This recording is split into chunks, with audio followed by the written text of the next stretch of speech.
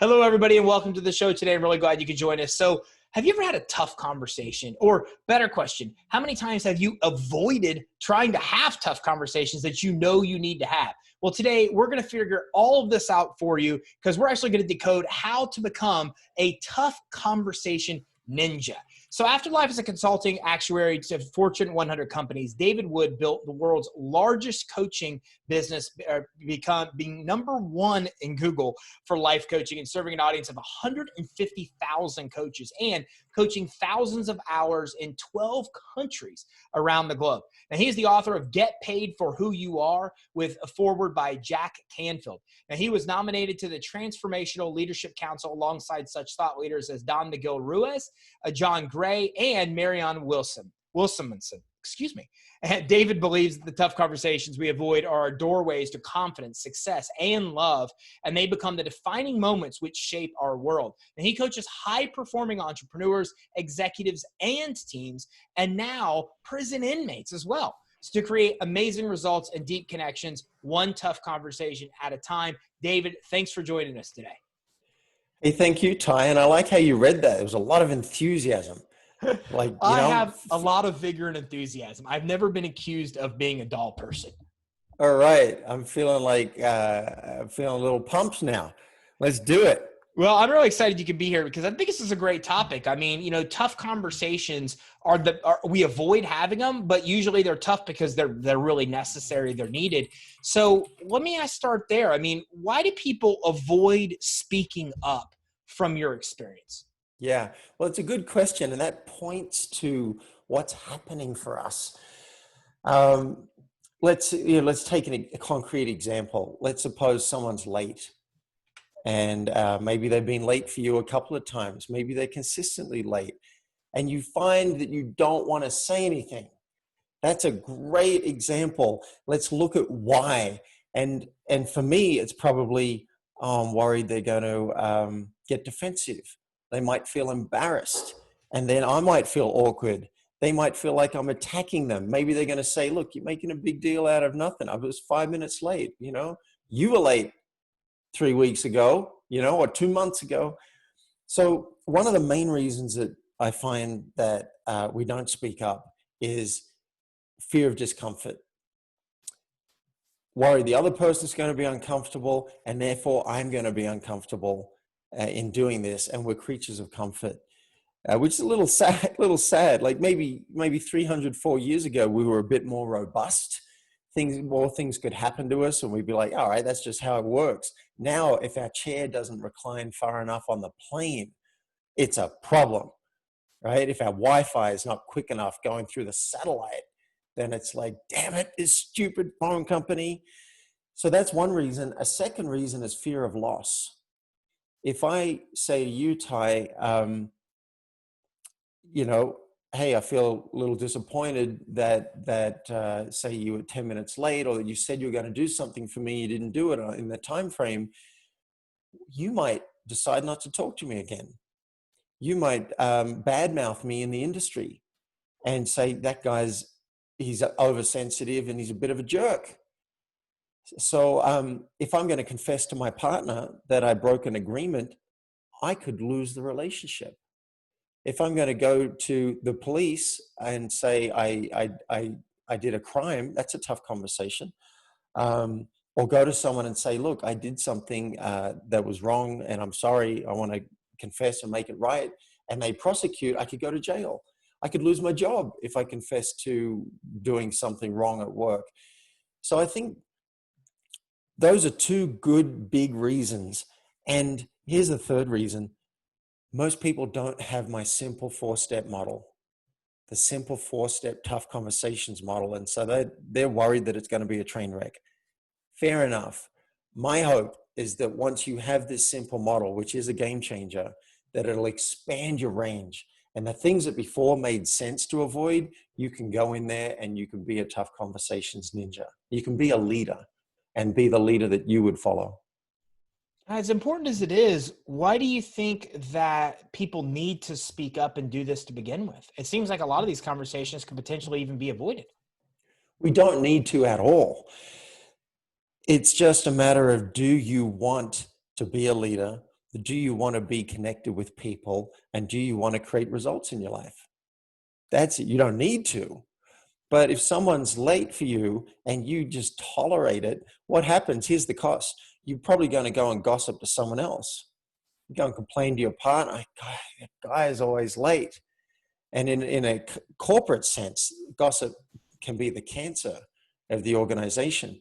So, this lateness one is a pet peeve of mine. And I had someone who was a no-show for a call with me. And he said, "Look, yeah, that was my mistake. I'm sorry. I've used your calendar link to adjust it to the next week." That triggered me. I'm like, you've just assumed that I'm willing to rebook it when you didn't show. That's half an hour of my life I'm not going to get back. And you haven't asked me. And now if I don't say that with him, if I don't bring it up, that's always going to be between us. And the temptation for me was to just cancel the session and say, "Hey, I've gotten busy. I can't do it." Right? That'd be the way out. That'd be inauthentic, but that'd be an easy way out. But then I don't get to be truly related with this other human, and I don't get to express myself in the world. And so I used my own model. I reached out, I took a risk. And every tough conversation you have is a risk. You're rolling the dice on what I hope is a good bet for you. And so I rolled the dice with him and I said, "Look, I wonder if you're open to talking about this. I had a reaction to it. Can we talk about it?" He's like, "Yeah." And I said, I understand you made a mistake. That's not a problem. But when you booked it without asking me, I felt like my time wasn't respected. And I realize that may not be true for you, but that's how I felt. And I have a request. So I'm already demonstrating the model. And he was blown away. I thought he might say, "Look, you're making a big deal out of nothing," or he might attack me because he's embarrassed. He said, "This is amazing. I can't believe you're being so transparent about this. Can I talk about this on my podcast?" And now he and I are friends. We're buddies. And that wouldn't have happened if I hadn't taken the chance to talk about what was happening for me and have us work it out together. You talked about a couple times and you developed this phenomenal 4-step model to tough conversations. So let's dive into that a little bit. What's really the first step to being able to take on these tough conversations? Yeah, well, yes, I want to do that. And should we maybe just spitball a few more examples? Because I love it. I want your list. Yeah, I want your list. Because often what happens is listeners could be sitting there going, "Yeah, I don't know if I have a tough conversation," right? And I like to call them truth opportunities. So here are some common ones, and then we can get into the model. And Ty, if you have an example, you maybe as I'm talking about through these, if you think, "Oh yeah, I could talk to so and so about that," then we could use that as a real life example. And if not, we'll just make up one. So some common ones: I screwed up. I made a mistake. Another big one: I need you to change your behavior. Maybe someone throws their cigarette butts down on the ground, or the kids aren't picking their socks up, or your husband or wife is doing something that bugs you, or maybe you want something from someone. I had a really tough one for me. A friend of mine sent an email for me 2 years ago, promoted my coaching. It was incredible. It took me 2 years to get up the courage to ask him again, because I didn't want to put him on the spot, have him feel uncomfortable. I finally did it. He said, "Yeah, let's pick a day." And he just did it. And I've had 53 people book a coaching session with me. That was a tough conversation. So you want something, maybe you want something in the bedroom from your partner. Maybe there's something you don't want in the bedroom from your partner, right? These can be awkward conversations, but there's gold on the other side. At work, "Hey, I want a promotion. I want to feel acknowledged. I want to feel appreciated and acknowledged for the work I'm doing. I'm not feeling that." Or in the relationship, "I'd like to feel more acknowledged. I'd like to feel like you really want to be here and you really care about me." Like, these are things that they might whisper through our mind, and then they get shut down, like, that'd be awkward, or, I don't know how to do that. So those are a few common examples from work and from home. So I'm curious if you have an example in mind, and if not, we could use the I might even use one from prison. Well, I think that yours from prison would be more interesting than anything I come up with. So let's go there. Okay. So I was coaching a prison inmate on, it was a power dynamic. And so we'll use this. This is a prison example, but this could happen anywhere where there's a power dynamic. Could be with your boss, someone who has some power that you don't have. So her issue was the prison guard showed up 10 minutes late for his shift. And that meant that she could not physically go across the prison and be on time for an appointment that she had with another prison guard. So by the time she gets there to this other prison guard to pick up her property, she's getting a hard time from this other prison guard who's like, hey, I'm not here to wait on you. I say be on time, you be on time. And it looked like she wasn't going to get her property, which was a big deal for her. So her question is, how do I bring this up with the prison guard? And right when there are real consequences, I could get in trouble just bringing it up. This person has the power to make my life hell. So, people listening, you might think about, there might be a situation where your boss did something, or even your partner has some power to make your life a misery. So here's the 4 steps that I took her through. The first step in the CARE model, CARE is an acronym, and it stands for clarify the issue with yourself, ask permission to have the conversation, request and reveal, or actually it's reverse order, reveal and request. So you'll reveal what the issue is for you, and you'll make a request if you have one. And then the 4th step is inquire. How is it for them to hear this? Do they have any ideas? Maybe they got a better idea than you. This is where you work it out together. Super important, because usually we think we're alone in this. This other person's got no interest in working this out with me. So shall we go through those 4 steps in this example? I love it. All right. So to clarify, there's a worksheet for this. And if you like, Ty, we can give people that this is a free download so they don't have to write it all down at the end of the show. But there's a worksheet, and I asked her the questions from the worksheet. What's your hope out of this conversation? She's like, oh, wow, I hadn't thought of that. Maybe her hope could be that the prison guard could understand the impact of his lateness, and perhaps in the future might be on time a little more often. That could be the hope, right? She's got to generate. This is a leadership move. You could probably tell me what you don't want, but when I ask you what you do want and how could it go well, the mind is often a little slower to do it. So that's your work. Generate it. What's your hope? And when we get to the next step, you'll see how important it is, because you can then demonstrate positive intent to the person. And then I said, what's your fear? Well, my fear is I'll get in trouble and this prison guard will give me a hard time. All right. What's your request? My request is just that you hear me out and that you be on time when you can. It has an impact. All right. So we've worked this out, and then there's a checkbox to say, I am willing to accept the possible consequences. Because I want you to know you are risking something. You're rolling the dice. Now, I'm hoping it's going to be a good bet once you've gotten clear. But there are times, Ty, when I've decided not to have that conversation. It might be someone I'm really not that invested in having a friendship with. So I'm not going to put in the work. It might be with immigration in the US, or Bali immigration, when they came to my door and they said, we want to have a conversation with you tomorrow morning. We think you've violated your visa. And I found out there could be jail time attached to me breaking the rules.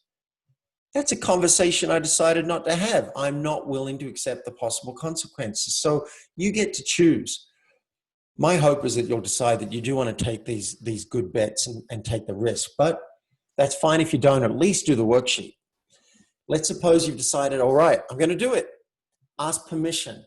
And there's a formula in the worksheet for how to do this. And it goes something like this. So-and-so, there's something I haven't been saying, or something I've been hesitant to bring up because, and you insert your fear.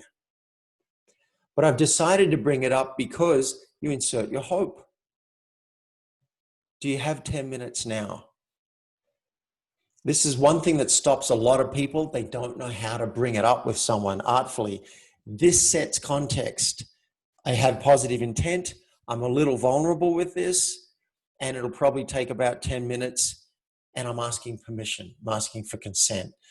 So with this prison guard, it might go something like this. CO Smith, there's something I've been nervous to bring up with you because I'm worried you might get offended and you might take it out on me and give me a hard time. But I've decided I do want to bring it up because I'd like you to understand more the impact on me of one of your actions, and maybe it'll have some influence in the future. And maybe we'll feel a little bit more connected. It'll probably take about 2 minutes for me to get it out. Do you have time now? Ask for consent. Guard can shut it down if he wants to, or he can say, all right, what you got? And then if we've got permission, reveal and request. When you showed up for your shift yesterday, it was about 10 minutes after I was expecting you. Notice I'm not even calling him late. It was 10 minutes after I was expecting you. I was late for property and they gave me a really hard time and I nearly didn't get the property. And so my request is just that you understand that it can make it hard when you're late, and maybe next time, if you have any influence on being on time, that you could do that. And now we jump to step 4, and I want to check, how is it for you to hear this? Am I off base? Is this fair enough that I'm bringing it up? Have you got another idea? I'd love to know anything that you've got to say. That's the 4 steps. We work it out together. Maybe there's a good reason, his kid might have been sick and we don't know. Or maybe he just didn't realize that can have a really big impact. I love it. And CARE is a great acronym for it because it seems very careful of how you do it. But let me ask you. It's careful and it's caring. It's careful and it's caring. I'm caring for the other person and I'm caring for myself. Now, what happens, David, if people don't respond to that kind of approach? Do we have like a scare model, or then we just get violent? Whoa! I'm just saying, like, this is great. First step, but as well as I do that, that soft approach with some people isn't going to get the job done. So if you have that CARE model that you try to do, and then the same thing happens, do you still go in and use that same CARE approach, but test your wording, or do you change your tactic at that point? Well, give me a more concrete example. Are you suggesting maybe you've had the conversation and then behavior doesn't change? Or are you suggesting something else might happen during the conversation that doesn't go well? Well, I think there's a couple different outcomes there. Let's say that same guard shows up 3 days later, 15 minutes late again. Yep. Well, one approach for me, if I try and put myself in the inmate's shoes, is, look, I've already had the conversation. I've let the guard know that it's an impact, and the guard's chosen for whatever reason to be late again. Maybe he had a good reason. All right. When I'm on a plane, one of the things that triggers me is I can't stand people bumping my seat. It's a psychological phobia type thing. From when I was a kid and kids were picking on me from behind, people bumping my seat, I cannot relax. And for years, I wondered how to handle this. And finally, I realized I need to speak up. That's what I need. I just need to speak my piece. And so what I do now, I get on the plane, I turn around, I say, hey, how you doing? Want to let you know, this is not you. I don't fly very well. And I find I get nervous. And if the seat's getting bumped, it makes it really hard for me. So if you could just put a little extra attention on not bumping the seat, I'd be so grateful. I do it before they even have a chance to bump the seat. So they're clear it's not them. And what I found is I relax after that because I've spoken my piece and I know they're probably trying. I might look around occasionally if they do it again, but they know they're doing the best they can. And that's it. If they bump the seat, all right, it's going to happen, but it's only going to happen very briefly. So with that guard, I'd probably figure, all right, I've spoken up. If it happens consistently and it's still impacting me, I might carefully bring it up using the same model. Hey, I'm so scared to bring this up again because we already talked about it, but is there anything you can do about being on time? And if there's not, okay, I'm open to that as well. I might just use the same model again. Like, what's going on? Now, let's suppose it's a staff member. Let's suppose it's a coworker, so I'm less scared of getting in trouble. Then I might bring it up. Say, hey, I realize we talked about this before. It seems to be still happening from my point of view. Could we talk about it again? Would that be all right?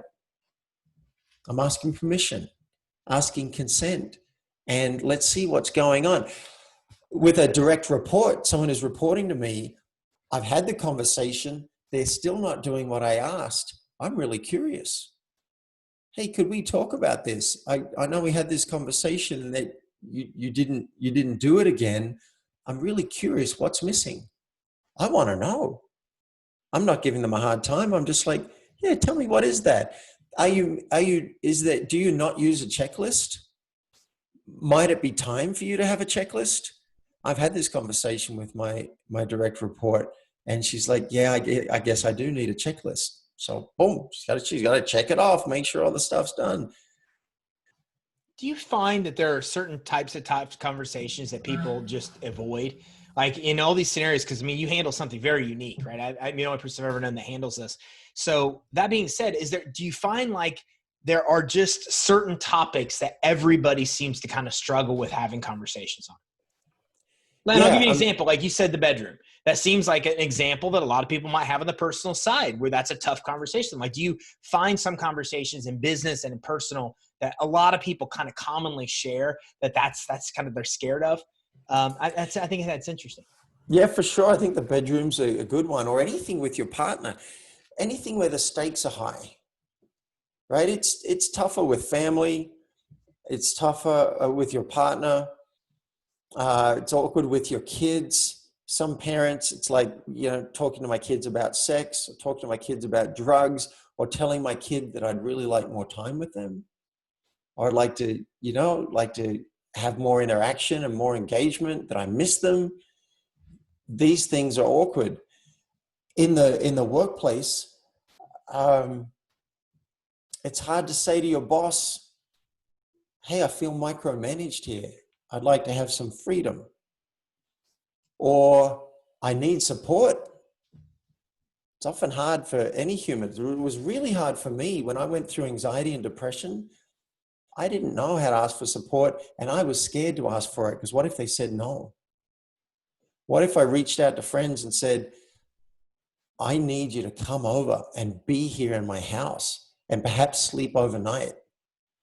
Would you be available for that? That was really edgy and vulnerable and risky. And I learned a lot in doing that. I learned how to ask for help. I needed to. I had friends sleeping on my couch.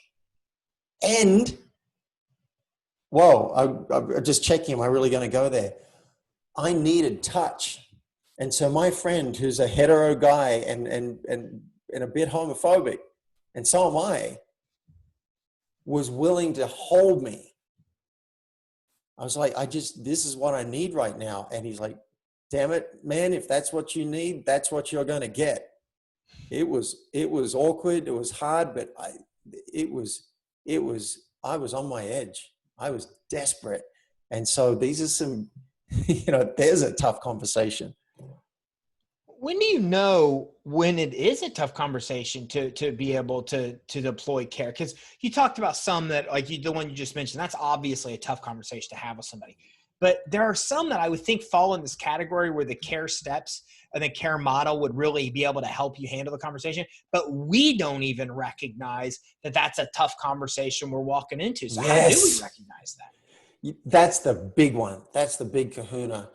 Because I think the mind hides these things from us because it just knows we don't want to get uncomfortable. Things are going to get weird. So the default in my mind is, God, what a bitch. Or what a dick. I don't know if we're going to have to edit this out, but this is what my mind says. And I just get annoyed at this person. So that's the default. And what I want for the world is that we build the muscle of going, oh, okay, I'm annoyed with that person. I don't feel great with that person. I still resent my cousin from what he said at that wedding 20 years ago. And what I encourage you to do, listeners, do it right now. Grab a pen, grab a piece of paper, do it now or after you've listened to this episode, and write down your list of people you don't feel great about. That's it. Scan through work. Oh yeah, he annoys me. I'm a bit nervous with him. Oh yeah, she did that. She said that thing that I felt quite hurt by. Scan through your life. Your mind might be willing to tell you, might be willing to give you this information. Write it down. Just write down the name and then write down in one line what the issue is, like what doesn't feel great. These are your truth opportunities. You don't have to do them all, right? I don't want to scare your ego into hiding these from you. You don't have to do them all. But just start to become aware, all right, these are truth opportunities for me. And maybe circle one or two of the easier ones to practice the care model on. And then as you build some confidence with it, like, oh, damn, this thing works. And by the way, apparently it does. I had a school principal write in and say, I'm batting 4 for 4. I did four times I've tried this and it's worked so well with all 4 of them. I had another guy say, my wife teaches this and it's a game changer in our marriage. She teaches this stuff, but we still didn't have this model. And he said, we would go round after round. I'd bring up something, she'd get triggered. We'd have to go round after round. Now we don't go round after round. It's just one round. And we're done and we're complete. He said, it's a game changer. So I'm not saying it to sell you on the model because it's free, but I do want to sell you on the model because it works. So I hope you'll keep, download it, print it off, keep it in your back pocket. And whenever you've got an issue, you're like, I'm not sure how to address this, fill in the worksheet to clarify it. That's a game changer because when you don't clarify it, it's muddy, it's foggy. It's like, I don't blame you for not wanting to have it. But once you know what you're afraid of and you know what your hope is and you know what your request might be, it's so much easier because you've got clarity. Have you found circumstances or types of personalities where the care model just doesn't work? I don't know if there are types of personalities, but there could be that the person has a lot of charge on this. Maybe they're embarrassed. Maybe they want to defend themselves. So it's not that it doesn't work, but you might need an extra step. So here's a way it could go off the rails is I start telling you, Ty, look, I haven't been saying something because of this, but I would like to bring it up because of this. Do you have a few minutes now? You might just launch off into your own defense straight away. Start talking, not even give me a chance.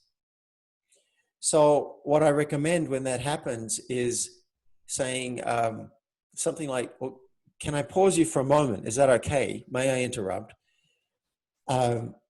It'd take me about 2 minutes to get out what I need to say. Would that be okay? Do you have space for that right now? And if not, that's okay. We can switch it and I can listen to you. All right, so I'm giving you the option and I'm asking for permission. And I'm telling you it'll take about 2 minutes that I'd like you to listen to me. This is all about who has the talking stick. Where fights happen and arguments happen is where both people are trying to grab the talking stick. We just need to take time. Now, let's suppose I just said, could you give me about 2 minutes? And you just say, oh, well, you know, you always come up with stuff like this, and I just don't think blah, blah, blah, right? I take that as a no. And I'm okay with that. So now I'm going to switch. I'm going to say, all right, tell me more. What do you got? What's that like for you? And is there anything else I need to know about that? I'm going to listen, and I'm going to get your side. And then when you're done, I might say, is there any more? You know, I really want to hear this. Do I have it all? I might even reflect it back. We're getting into another skill that I don't want to really go into in this call, but I call it emotional Aikido. And I might reflect it back. Let me check I got this right, Ty. You're saying I do this and it's annoying and I really should up my game. Is that right? Okay, I got it. Can I now tell you what I wanted to share? Because I have an issue as well. Would you be open to hearing that now? Usually once they've been heard, people are. And then I proceed. Do you find there are times where this goes bad? Like, Yes. I mean, give me some examples of that, because like I could see that there's this jerk that just kicks your chair just because he knows that it bothers you, for example. I mean, there are just crazy people like that in the world that this could actually possibly trigger the opposite of what you want. So I'm interested in some of those examples of where this maybe go bad and how to deal with those. Well, it's extremely rare. In fact, I can't even think of an example where I've used this model and someone's decided they want to hurt me anyway. I just haven't. I don't even know that that's ever happened when I brought it. When you bring it with vulnerability and demonstrate positive intent, they may have a reaction, but it doesn't usually lead to them wanting to take it out on me. But I had one that didn't go well in one way.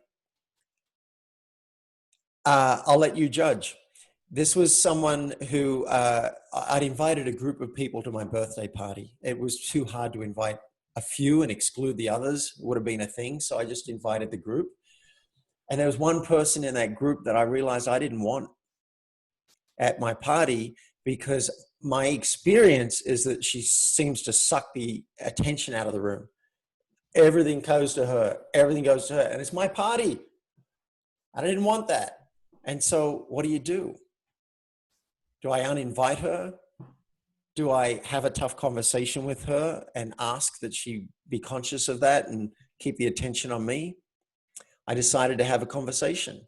So let's assume I don't know that I use the exact care model, but the way it would go is, hey, there's something I haven't been saying because I don't want to offend you. And I realize I am going to say it because it's my party and I want to have a good time. And I'm hoping we could both have a good time at the party. Do you have a few minutes now? And then I brought up the issue and I said, this is my experience. And this is very important. And this is a pro tip on the worksheet. You have to speak with I statements and take responsibility for your experience. So I don't say to her, you suck the attention out of the room. That's a mistake. That's a landmine to step on because that's arguable. I say, from my experience, the way it seems to me is that the attention goes on you. And, a lot of times that's okay. This is my party. And, sometimes it seems like the Amy show, and it's a good show often. And I'm worried about that. And I'm wondering if you'd be willing, if I felt that was happening, could we have a signal? Some way I could say something that's not going to embarrass you or anything, that you could recognize what's happening. And her response was, she said she was going to think about it, which was great. And she came back and said, I've decided not to come because that doesn't feel good to me.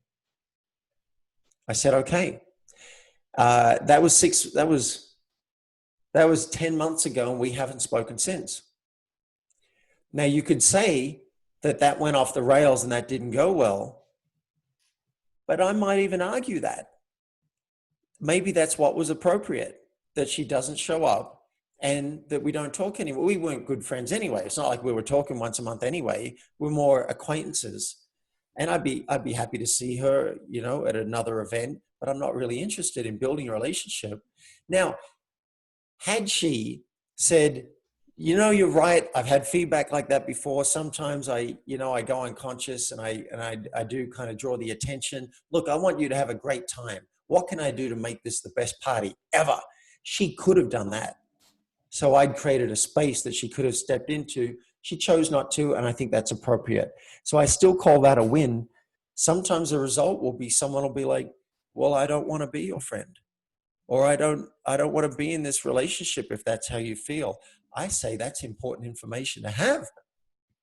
Let's talk about that. I know it's not easy, but I say better out than in, almost always. Maybe 1 in 10 times, I choose not to bring it up because I'm not willing. Like maybe I'm not willing to go to jail. Maybe I'm not. For me, I am actually willing to lose the relationship. If I'm in a primary partnership with someone, I'm willing to lose the relationship if that's what telling the truth results in, because I'm committed to truth. But in other areas, if it's not my primary partner, I might be like, I don't know that the upside is worth it. But that's what you decide when you fill in the worksheet. Is the upside worth it? And I think too often the mind tries to hide it because it doesn't have this model. Now you do. My hope is that that's a game changer for every listener, and that you can be a tough conversations ninja, and that there's almost nothing that you can't talk about. I love it, David. Great conversation. Where can everybody go to download this worksheet? They can go to playforreal.life. Playforreal.life, and I have a couple of invites at that same link. Download the worksheet for free. You can't miss it. 4-step care model. I have a podcast called Tough Conversations with David Wood. So if you want to listen to me as well as the amazing Ty Crandall, then you can subscribe over there. And if you're, I coach people. That's what I do, like full time. I coach people on how they can up their game in both life and business. I don't do just one. So if you've been thinking, you know what, maybe I could use a coach, go and request a session with me. And all you need to qualify for that free session is that you're seriously interested in working with a coach and that you're ready to invest in yourself right now. That's it. David, thanks for coming on and sharing today. I really enjoyed having you. You're welcome. Thanks, Ty. Good to meet you. Same here. So everybody, make sure you visit playforreal.life. That's playforreal.life. And if you go to playforreal.life, you're going to be able to get what David talked about here today. You'll be able to kind of get this downloadable worksheet that you'll be able to help you kind of set yourself up for success with these tough conversations. Look, the reality is most of us avoid having these tough conversations. But the other reality is that true success in business and leadership really comes with being able to masterfully handle tough conversations. It's the same thing in life too. If you want to really have the best life with your spouse, with your significant other, with your family, with your kids, you have to be able to master these tough conversations. The better you are at that, well, the better and I think easier life is in general. So in order to do this, download this worksheet at playforreal.life. Make sure you visit playforreal.life. Check out a lot of things that are cool there. You can even schedule time with David, but most importantly, make sure you download the worksheet so you can become a tough conversations ninja. So make sure you visit playforreal.life. Thanks, everybody. Have a great day.